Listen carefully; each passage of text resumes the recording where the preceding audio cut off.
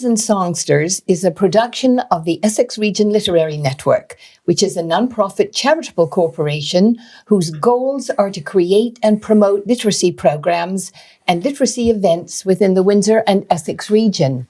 In addition to producing Scribes and Songsters, which features local writers and songwriters, the network has organized writing workshops and promoted other local literary events. Because the network is a non-profit corporation, all the funding comes from fundraising and donations.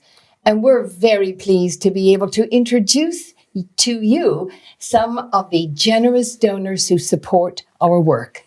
Neil and Tina Queering are good friends of our show, local business owners, and supporters of the Essex Region Literary Network, and many local non-profit organizations, including the Southwestern Ontario Gleaners. And we'll talk about their work with the Gleaners. I'm so delighted you're here. Welcome to Scribes and Songsters. Thank you. Good to be here. And I'm particularly delighted because this wonderful space where we're able to produce this show is yours. And you let us use it. We're so grateful. Thank you. Well, we're delighted that you're able to use it and that we're able to put it to good use. Yes. Sort of what does it mean to you, to be able to, have us promoting local talent, local writers and local songwriters who may never get a chance to have their work promoted? Well, it's always been my wish that I could help give the local artists a platform, because there's not a lot of platforms out there these days. So for me, it's been really exciting, and I've been very grateful that we're able to do this, and that, and also for yourself that you came along and were able to help with that. So thank you. Yeah, well, you've certainly, we hear from the writers we have on the show all the time, and they always, say that it makes such a great difference in their literary lives because nobody would ever know that they'd even written a book. And then after the show, they get more promotions, more people pick up their books. And so it's a tremendous benefit to them. And it's difficult, isn't it, when you're just starting out? For sure. Yeah. Now, I know that you're very involved in the community, and the fact that you're helping us with the show is sort of an example of that. But I mentioned in the intro that you're very involved in the Gleaners. Can you tell us a little bit about the Gleaners? Sure. I have been involved since 2012, and that's when we were incorporated. And we have what we do is we take produce that would normally go into our landfills, and with the help of hundreds of volunteers, we take that produce and we make nutritious soup out of it, and then it is being sent to orphanages and refugee camps all over the world. I had no idea. It is, because if we keep about 1 million pounds of produce out of the ground every year, and if it went into our landfills, it would create methane gas, which pollutes the air we breathe. And methane gas is actually 25 times more harmful to our bodies than carbon dioxide. And if you think about, we have the greenhouses in the winter, we have, in the summer as well. But like, if of all the places in Canada, this community has the most food waste because we have the greenhouses in the winter too, right? And they, as good as our farmers are, have not figured out how to grow a perfect produce every time. And so many people benefit from that. So last year we did 5.5 million servings. It was the most that we had ever done. And it took 7,000 times our front door opened with someone coming in to volunteer. It's just a powerful, powerful organization in this community. And we have so many, it's being done with volunteers, obviously, and most of our volunteers are seniors. If it wasn't for the Gleaners, they would be sitting in a small apartment somewhere, having nothing to do. By working 4 hours, they create about 1,000 servings of delicious, nutritious vegetable mix for someone somewhere in the world that they will never meet. And we feed 13,000 people every single day somewhere in the world. That's mind-boggling. It really is. It's incredible. It's a great concept. It really is. Yeah. How long have you been doing it? We started in 2013. We were operational 2013. We started 2011, and then 2012 we got incorporated, and then 2013 we ended up getting our charity status number. And within a few months we were going. And again, it was just volunteers. It was Neil actually designed and manufactured all the conveyors that we have. So our produce is transported by conveyor. There's no heavy boxes for our seniors to carry, and so yeah, it's an amazing organization. And especially right now, it's so relevant because of the world situation, right? The refugee camps, the wars. It's very relevant. Like at this particular moment, we're sending almost half of the product to Ukraine. And so, would you welcome more volunteers? Absolutely. Mm-hmm. We have, like the other day, we had 60, I think it was Friday. We had our regular volunteers, and then we had a school group coming from Windsor in the afternoon, and then we had a Rotary Club in the evening. And it is like just a buzzing. It is the best place on the planet. I just think that, and school kids get their volunteer hours, like when you make those connections, like farmers, some farmers spent like over $100,000 dumping their product because it wasn't perfect, right? And we want perfect produce because it's nicer to look at. Tastes the same, just as nutritious, but we'd rather have it looking just perfect. And if it's not, it goes into the ground. And some farmers, like I said, one farmer spent $260,000 in a single year dumping his product. And imagine like there are 15 million people that die of hunger every year, and the devastation for malnutrition of little children. It is like if their brain can't develop in the first 1,000 days of life, it never can. Even if they have the best nutrition, best medical care, that is forever too late. Those children cannot have normally developed brains. So our days are numbered. Like we have to take massive action to stop the malnutrition and hunger in this world. And we're doing it every day. And I'm very excited. There's so much more to be done. We always could use more volunteers. We could always use more money. But you know what? Every day there's great things happening. So it's an awesome place to work. Now, do you also give it to local people? Do you feed local people? It does. We do distribute locally too. Yeah. Yes. I'm not sure what the percentage is, but majority does go overseas, but it's becoming, the percentages are going up where it's staying local.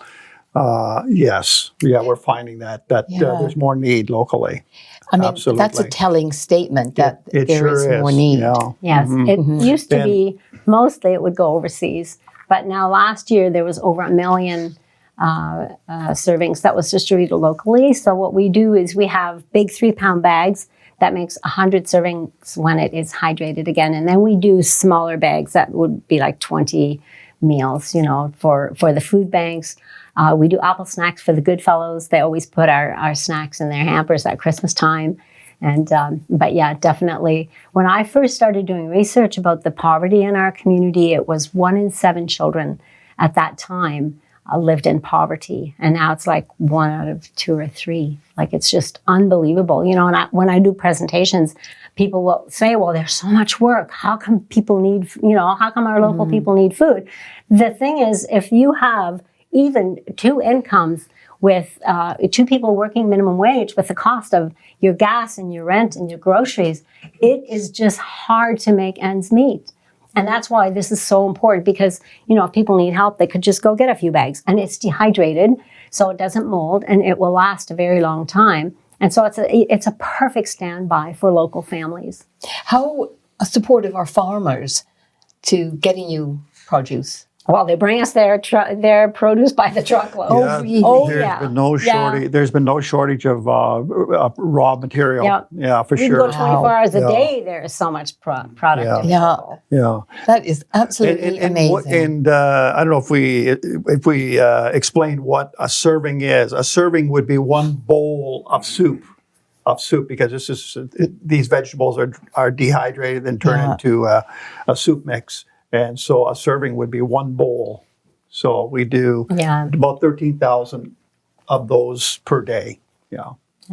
So farmers are happy to bring their product. I mean, we don't even have to go get it. They are happy to bring it to us. And so the farmers benefit because they don't have to pay to dump it. Mm-hmm. The seniors benefit because it's like a second family. I always tell them, our seniors, or our volunteers know they always have a second home and a second family at the Gleaners. It seems as though there's a lot of passion for doing this.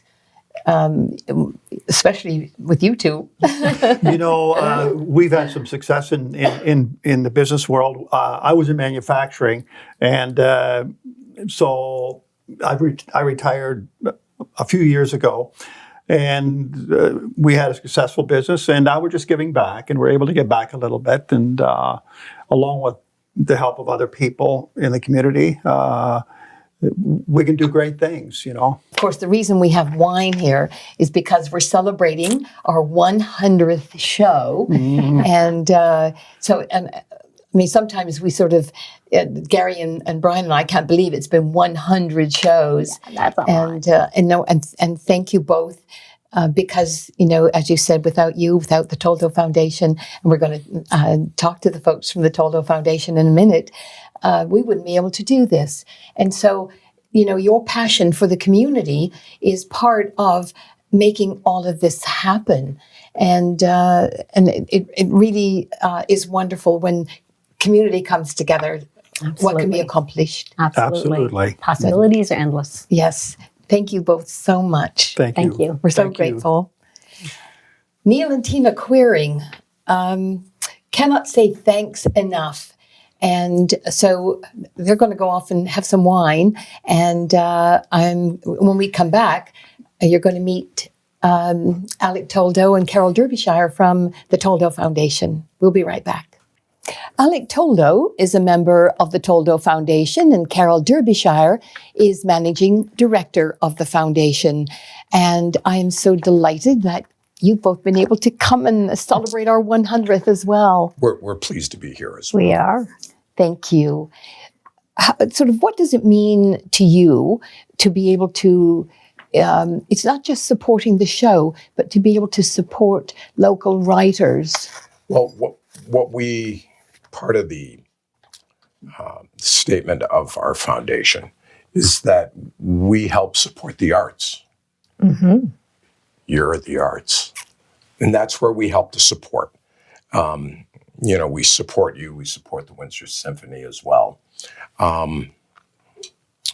It's important that the younger generation understands what the arts are all about and how things move forward and what arts can actually do for you in life. Because it seems to me that, in schools, if there's a budget cut, it seems the arts take a beating. We see that. Mm-hmm. And again, that's why we like to help support the arts and help support you in this endeavor you're in. Like 100 shows. That's amazing. Yeah. That's a lot of writers. Yes, it's a lot of writers. And you, Carol, I know you're involved in so much.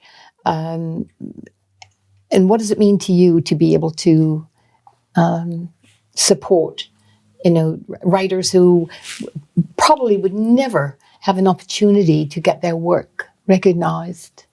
Oh, I think it's so important, Veronique, and the fact that it's so typical, though, of Essex County to take on endeavors like this, because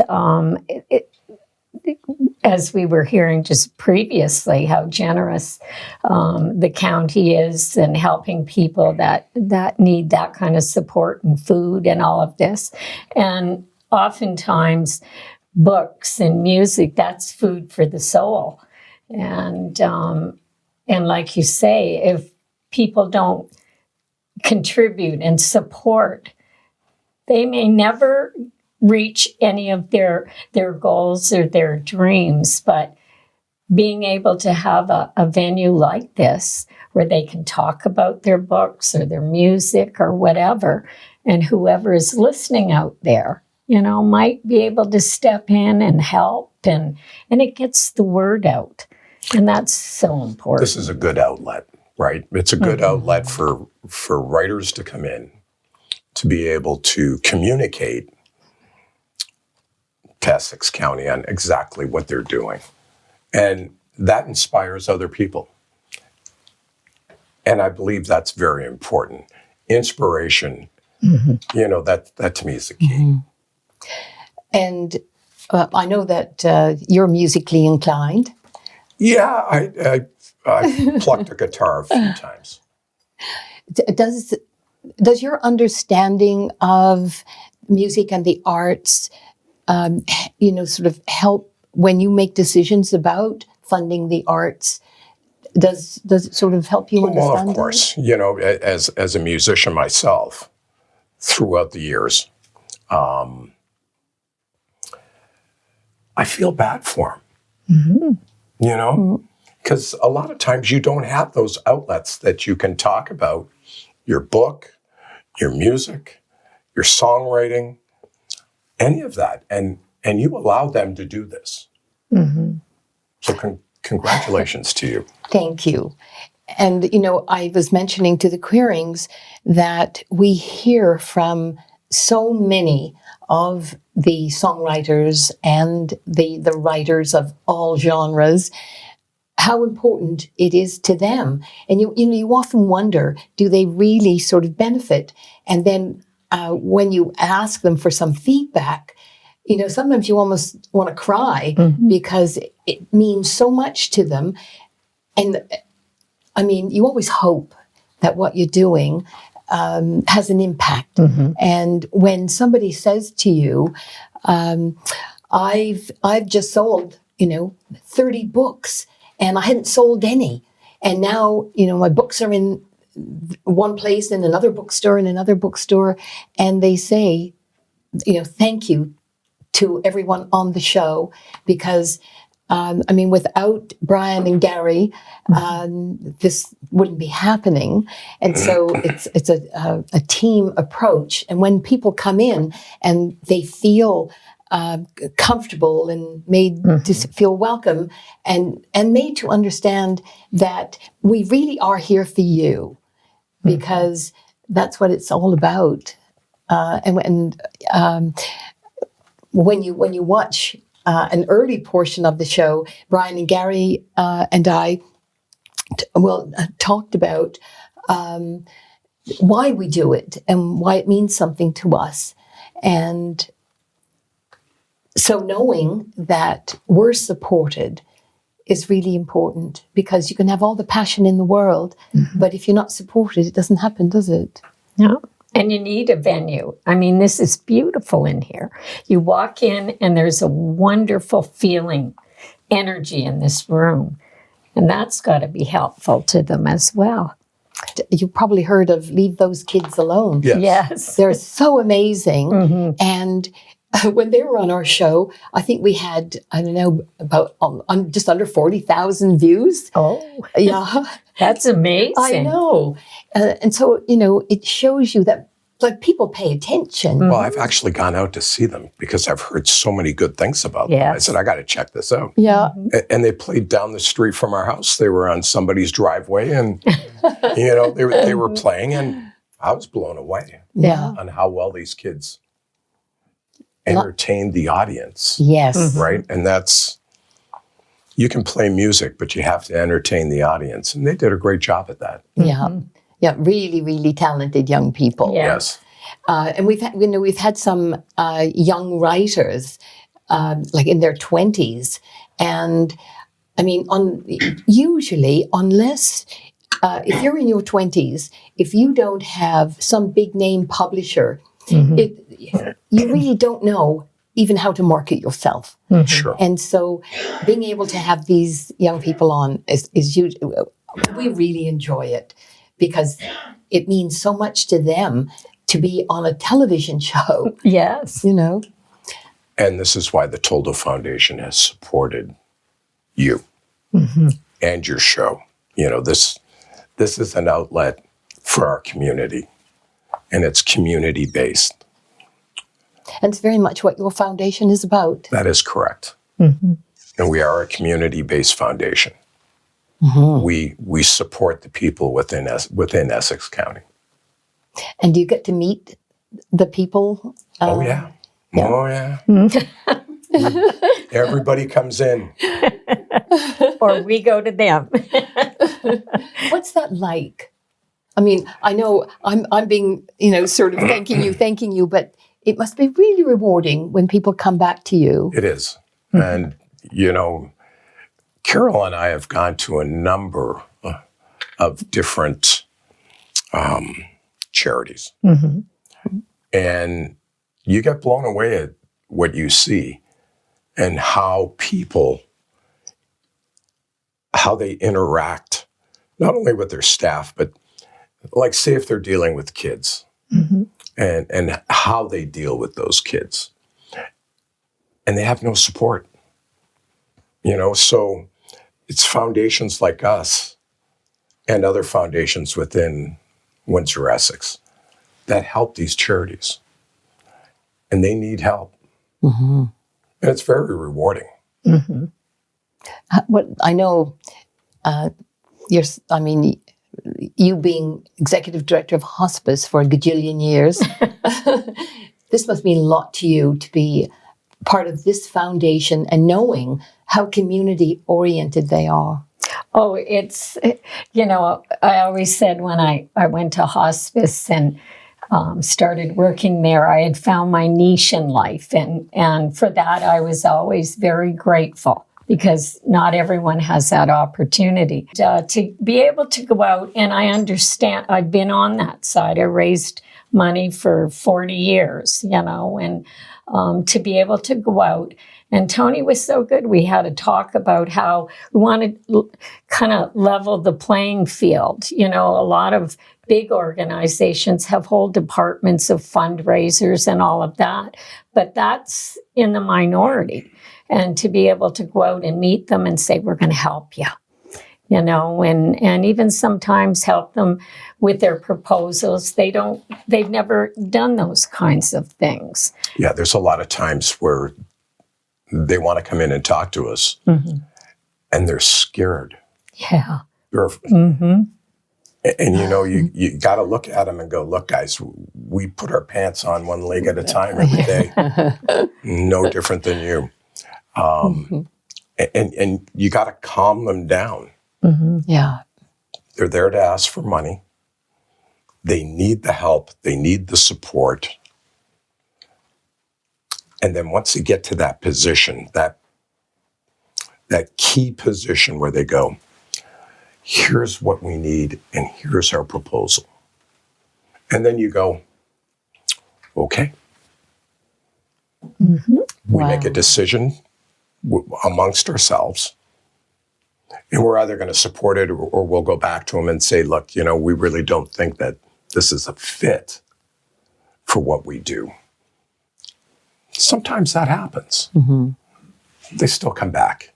And we encourage them to come back. We've been known to connect them with somebody else that I'm not does surprised. That too. Yeah. And so it becomes a passion, doesn't it? And I mean, the way the Queerings were talking about, the passion they feel for working with the Gleaners, it becomes a passion, and you're doing so much good. Yes. To see people smile.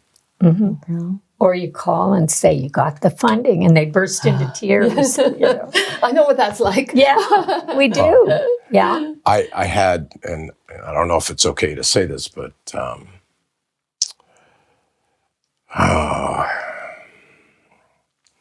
talked to one gentleman, and it was Christmas time.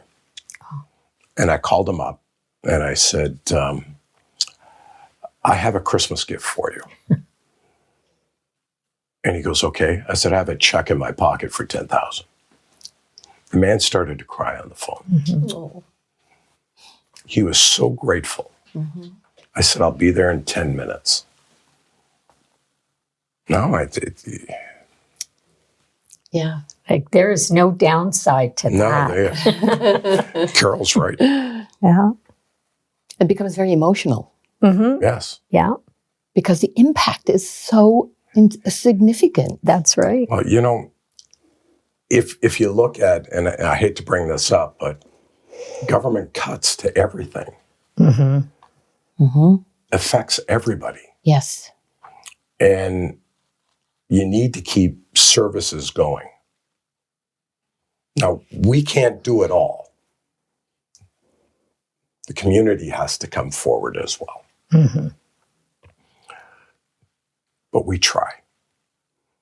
We do our best. I know Carol does. I follow. You do. I follow Carol. Yeah. Well, I know we are so grateful that you support us, and we'll keep doing this as long as Brian and Gary don't throw me out. Well, I'm hoping to do the 200th show. I hope Yes. so. I hope so. So we might as well have a drink. I know the queerings are off stage, but if you pick up your glasses, Okay. and we'll toast to the queerings, to the Toldos, to Brian and Cheers. Gary. And Veronique. Cheers. Yes, Cheers. cheers. Well, unfortunately, that wraps up our 100th show here on Scribes and Songsters.